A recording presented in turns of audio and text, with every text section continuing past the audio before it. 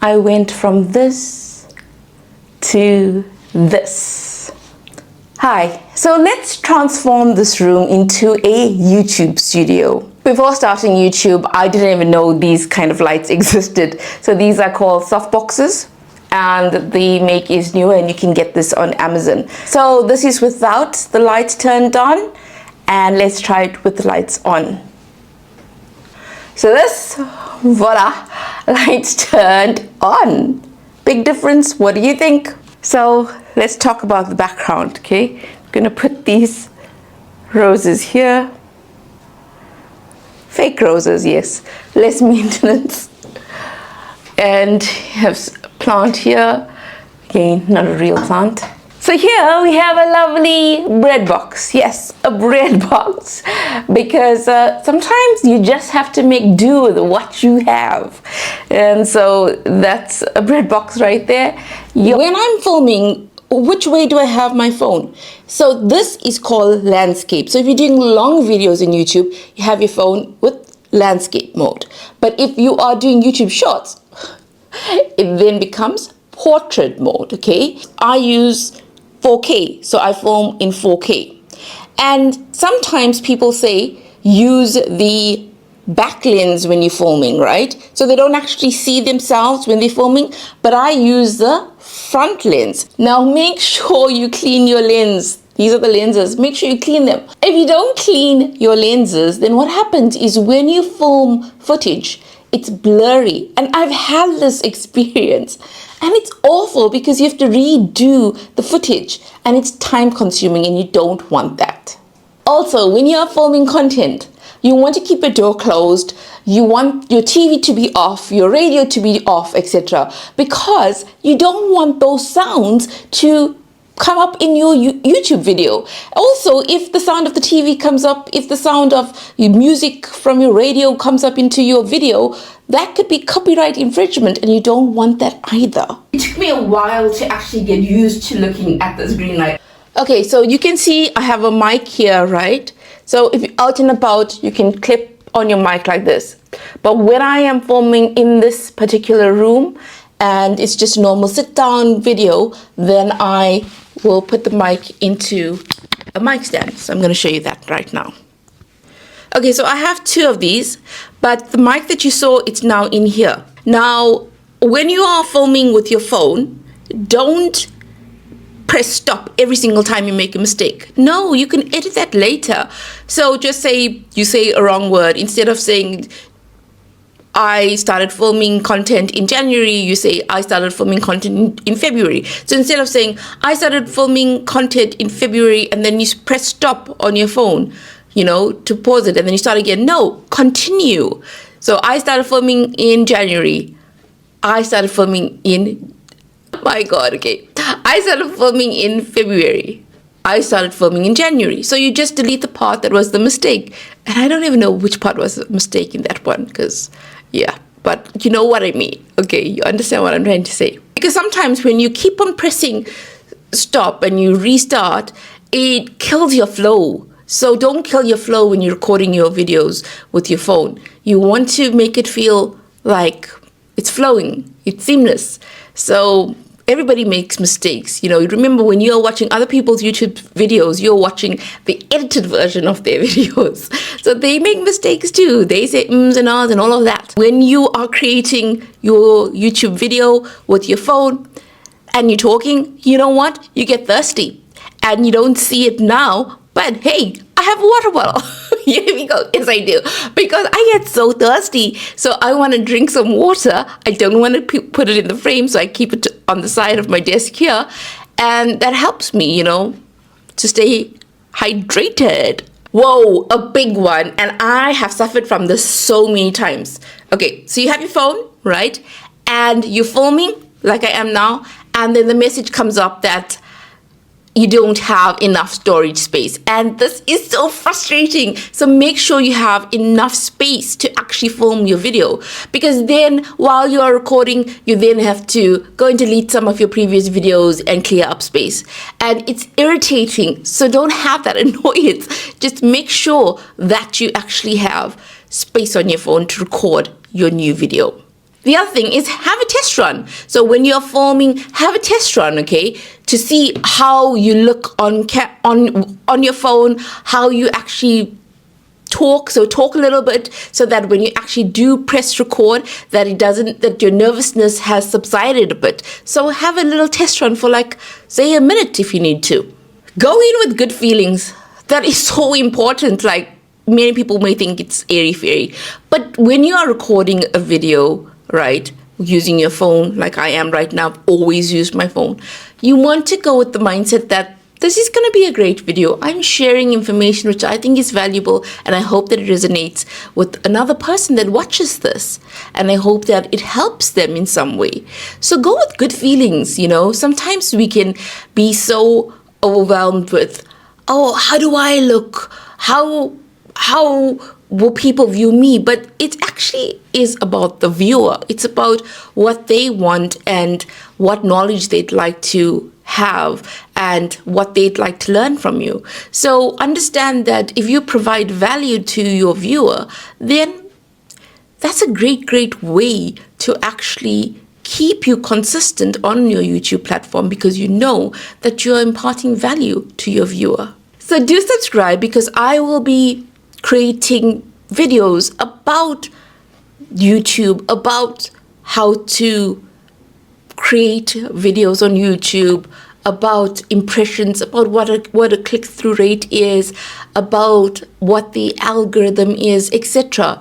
It's very beginner friendly, it's very easy to understand. And also comment below and let me know, what do you use to film your videos? Are you using a camera? Are you using your phone? What are some of the challenges that you face when you are filming your YouTube videos? So when I started YouTube, I didn't use these fancy softboxes.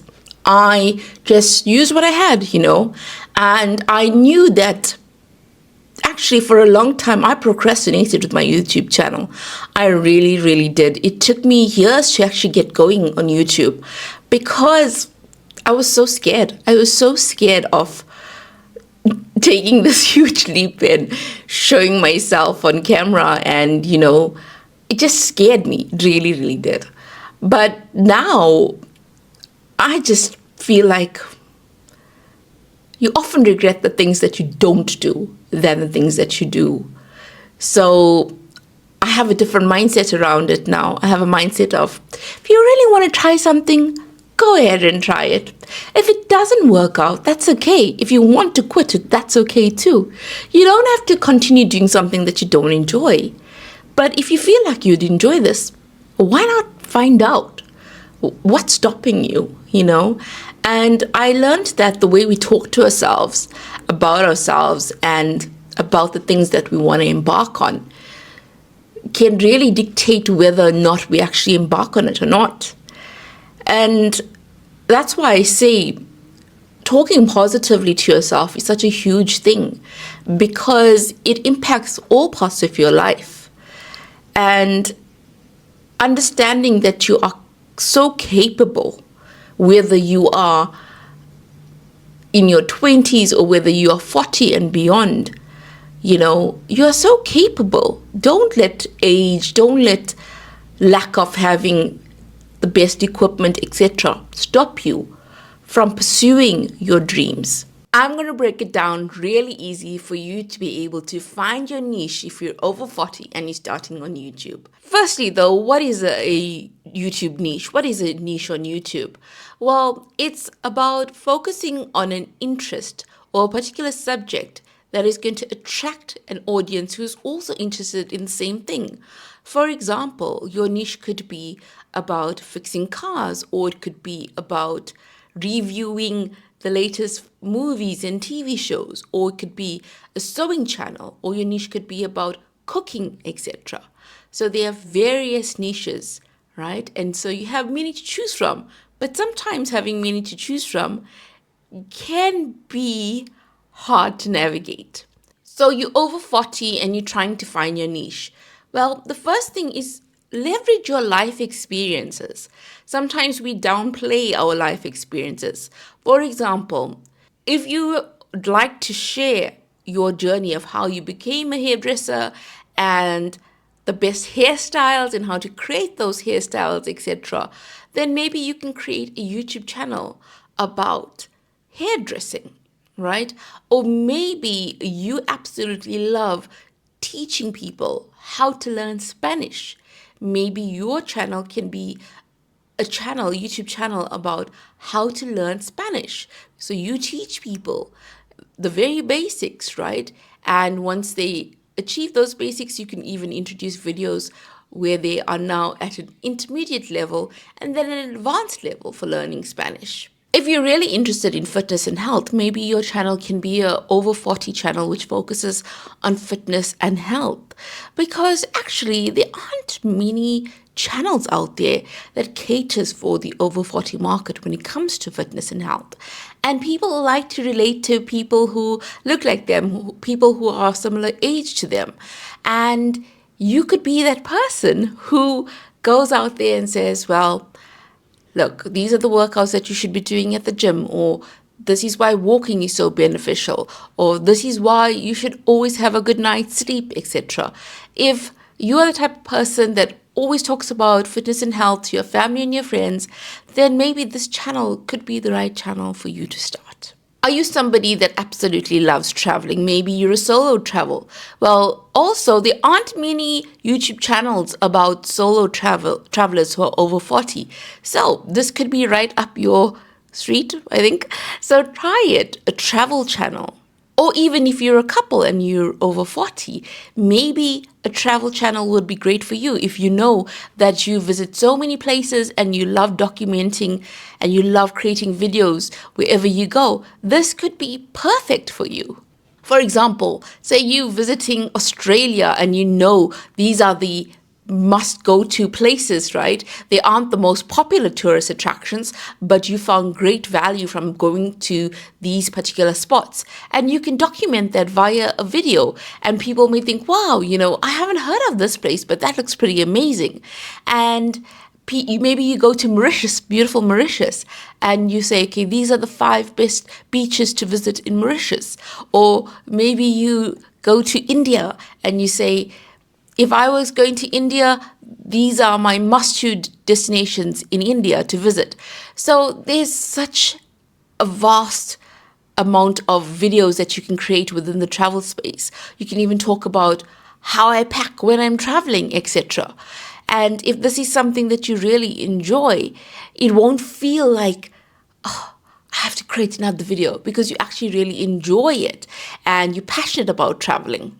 Maybe you think, oh my goodness, I don't travel at all. I'm a home person. I love gardening. Well, that could be your channel, a channel all about gardening. Or if you love having a beautifully kept home, maybe tips about interior designing for your home, how to beautify your home, how to turn your house into a comfortable, cozy home, how you decorate your home during the festive holidays, etc.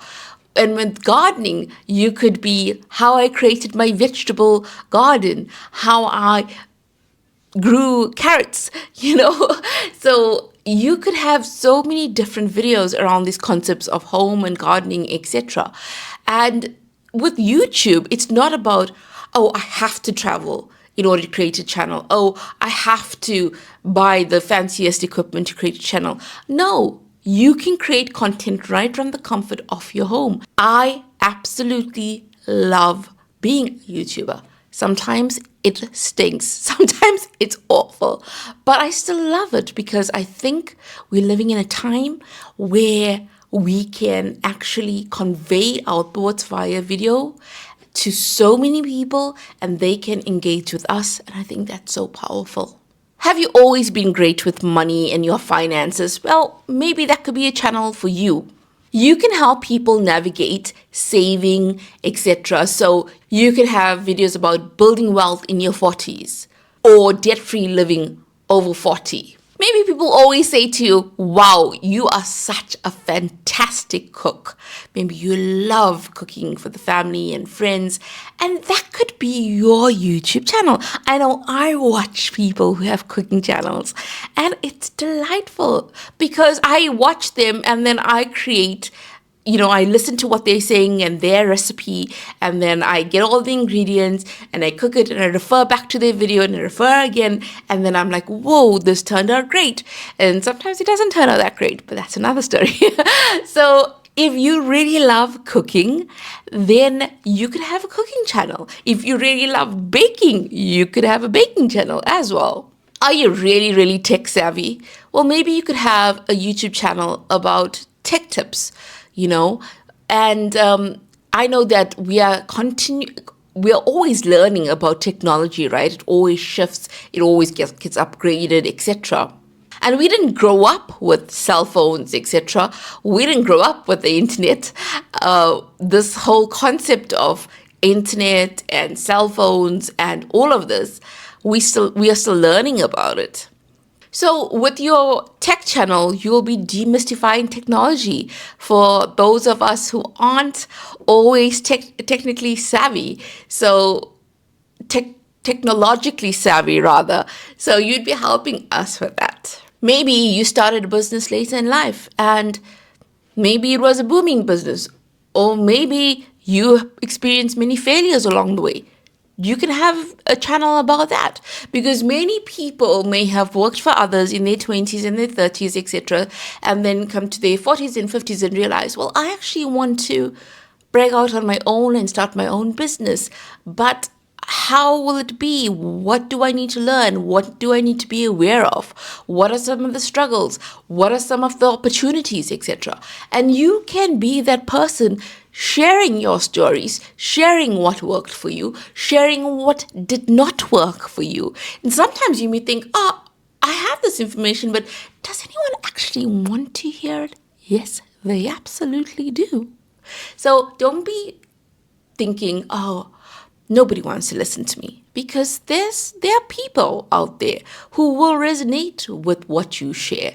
And if you provide value, they will come back to your channel. So don't be afraid to talk about the things that you've done, and don't be afraid to share the knowledge that you have. Maybe you are a creative person and you absolutely love sewing. You could have a channel about sewing. Sewing, you may think, oh, but in this day and age, how many people sew? Well, actually, many thousands, millions of people sew all over the world. So having a sewing channel can be really calming for some people. When they want to switch off from the daily busy life that they have, they may want to watch something that feels therapeutic. And sewing may be just the right thing for them. And if you love sewing, then think about starting a YouTube channel about sewing. Maybe you recently got divorced and you're now starting over in your 40s, in your 50s, 60s, 70s, etc. And you started dating again, and whoa, it's tough to navigate this dating space after 40, and you feel like you wish you had known certain things. And maybe you want to actually share those stories. You can make it as personal or as not personal as you'd like. You don't have to share everything, but the things that you're comfortable with sharing. And you can talk about what it's been like and what advice you'd give to other people that are dating when they are over 40. And you can share the things that you wish you had known, and you can share maybe even how you are meeting these people. Are you meeting them online? Are you meeting them via family and friends, etc.? Because it can be a very tricky space for people to navigate. They may find themselves being single again after decades of being with a partner, and that can be very traumatic for them. So if you feel like this is something that you'd like to talk about, that's something that you'd like to help other people with, maybe a YouTube channel about dating when you're over 40, etc., and relationships over 40 could be a channel for you. Also, remember, you may choose one of these YouTube channel ideas, or you may not. And then further down the road, you may think, oh, but I actually don't like this anymore. And you can change. You don't always have to stick to something. You can change. You can change your channel idea. You can change your niche, etc. You have options in this YouTube space. And don't feel like you aren't ready yet, or you aren't prepared enough to start a YouTube channel, because you actually learn as you go along. You learn as you go along. You don't need to know everything right from the start.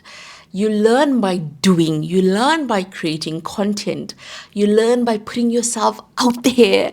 You learn that every video doesn't have to be a hit, and every video won't resonate with your audience. But you learn that through time, you will find your way. You will navigate these YouTube streets. And you'll also learn that sometimes you won't feel motivated. Sometimes it will feel difficult. Sometimes you may think that the algorithm is against you, but it really isn't. So step out of your comfort zone. Try one of these YouTube channel ideas. If you want to start a YouTube channel, do not stop yourself from starting. Don't overthink it. Don't overanalyze it. Go ahead, make that start. You owe it to yourself to take a chance, to see what this possibility, how it unfolds. It's exciting. It's exciting. It really, truly is.